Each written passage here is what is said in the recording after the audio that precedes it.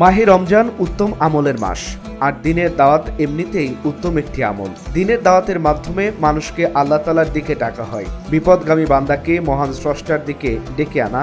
আল কোরআনের ঘোষণা, ওই ব্যক্তির চাইতে উত্তম কথা আর কার হতে পারে যে আল্লাহ তাআলার দিকে ডাকলো, নেক আমল করলো এবং ঘোষণা করলো, আমি একজন মুসলিম। মানুষকে আল্লাহর পথে আহ্বানের জন্যই নবী রাসূলদের আগমন, আর এই কারণেই একজন মুমিনের জীবনের অন্যতম মিশন হলো মানুষের প্রতি দ্বীনের দাওয়াত দেয়া। নিজেদের জীবনে কুরআন সুন্নাহর বিধিবিধান বাস্তবায়নের পাশাপাশি পরিবার ও পার্শ্ববর্তীদেরকে আল্লাহর দ্বীনের প্রতি আহ্বান করা মুমিন বান্দার আবশ্যক কর্তব্য।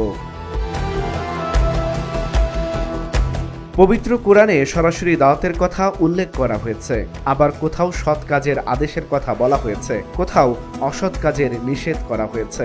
আর দিন প্রতিষ্ঠা, প্রচার, তাবলীগ, নসিহত ও ওয়াজ বলেও দাওয়াতকে অভিহিত করা হয়েছে। দাওয়াতকে যে নামেই বোঝানো হোক, মানুষের প্রতি দ্বীনের দাওয়াত পৌঁছানো আবশ্যক করণীয় ইবাদত।